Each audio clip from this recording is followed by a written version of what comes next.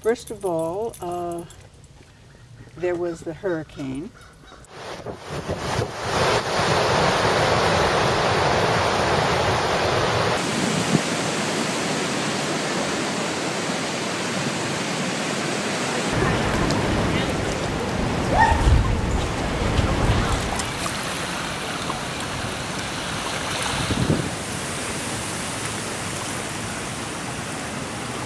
Well, we gathered up our flashlights, found out that I didn't have D batteries, went to the store to get D batteries, and they were all sold out because so many people prepared quite a bit ahead of time, and I didn't. I guess we're always concerned about Alice and Eli because they're the most vulnerable of us. We had all these emergencies during the storm as well. I wound up in the hospital with pneumonia, probably caught a chill, and Eli wound up in the hospital twice. This is esophageal business, so we have had some time of it with no heat, no power, no nothing, and your phones go out and everything goes out. I have to laugh. They send you messages on the phone, but you don't have a phone, so how can you get the messages about what to do in the emergencies? The night of the hurricane, Timmy had gotten scared because she lives by the water for good reason, and so she went to stay with Joan, and then Joan also lives near the water, and she spoke to her son, who said, "Is the water flooding up on the street below you?" And she couldn't see because it was dark, and he said, "Well, go see if there's water there." And then he said, "I think you should get out of there." So they were supposed to come here because we're up on a hill, and they didn't come, and they didn't come, and they didn't come, and the wind is picking up, and the wind is picking up. And I was very afraid of flooding since I'm near the water. And it did materialize on the Huntington Harbor, but not Northport Harbor. As it turned out, they were ready to leave, but with no electricity, Joan's garage door wouldn't open, and she had only recently moved into that house and had no idea how to do it manually. So they were trapped at home, and they were fine. But I didn't learn that till a day or so later. The scary thing about the hurricane was that there was no telephone service, and even the cell phones didn't work. So you couldn't, your usual ways of checking in on people were non-existent. So one of the first days that we could drive around here, which was, like the second or third day, we were all driving around to see that each other were all right and missing each other because we were out driving just check on the other one. It was sort of a, like an old Hollywood movie or something. It was ridiculous. So finally we realized we put notes on the door, "Are you okay?" And "I was here," kind of thing. But I tried to get to Charlotte's house, my friend Charlotte, after the storm, and I was amazing. Every street I went down was blocked. I would try another way. I'd try Lewis Road. I'd try this road. They were all blocked, wires down, trees all over the place. I said, she's isolated. She can't get out of her house. We had to give up. We couldn't get through to her.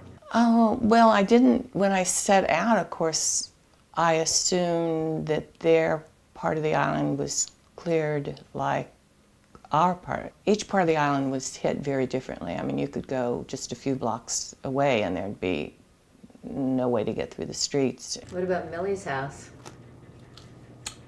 Well, Millie didn't have power, but she got it very shortly afterwards. But she had people staying there. Everybody had people staying with them. Timmy lived with me for 2 days, the night before the hurricane and the night of the hurricane. Then when she moved out, Maria moved in, and after a day or two, she rescued her boyfriend from Rockaway Beach, and he moved in. Oh, meanwhile, Ginny was also here, and she got power back, went home for 2 days, lost it, and came back. So for a couple of weeks, basically, she, Maria, and Richard were here. The good part is we all survived. No damage to my house. And something good came out of it because this cousin came to rescue us, who we knew very slightly through the years. And so now we like her, and so we found this whole new relationship. Somebody who lives fairly close to me, and that's lovely. So we're very happy about that. Maybe that's a moral, that something good can come out of most things bad. Not all things bad, but most things bad if you look for it. No, but it has that texture. This becomes all black, which maybe you don't have, you can add some of this. Oh, let's start with you. How did you make out during the storm? Well, my lights went out, and I had no gas, of course, and everything else. But I spent most of my time with Bill and the family. And then my lights came on, and their lights went off, and they came back to my house. I've never been so alone as when you're completely in the dark, and there's no communication, and you're cold, and nobody knows where you are, and you can't get in touch with anything. And even my first alert, which I always depend on, my life alert, went out. Oh, So, how does it's that operate? A battery? It's electric. Oh, God. So it was scary. Yeah. And I'm so grateful that that's the worst of it. I mean, some people lost their homes. I know. I don't remember such a traumatic experience happening on Long Island where everyone was touched. Right. Everybody. Right. Yeah. And I think there's a camaraderie that we have now with each other that we recognize how important it is to have each other. Yeah, very important point. Anyway, I lived through several hurricanes. I remember the hurricane of 1938, and I had a boat in Fire Island. You're that old?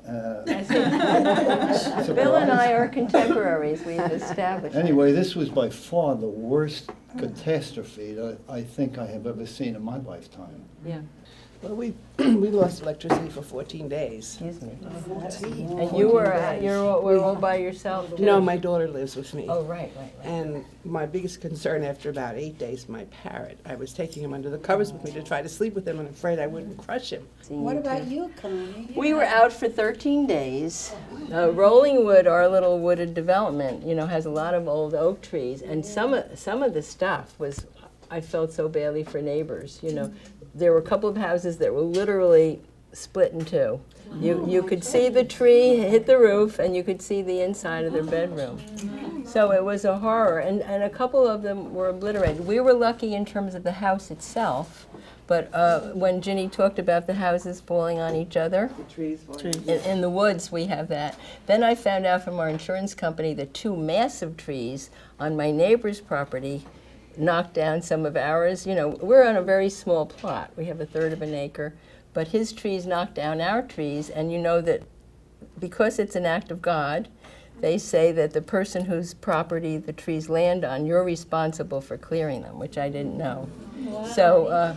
So we got an estimate. I have a really good tree guy who said he's going to come around when he can and do what he can. My big concern was Mel.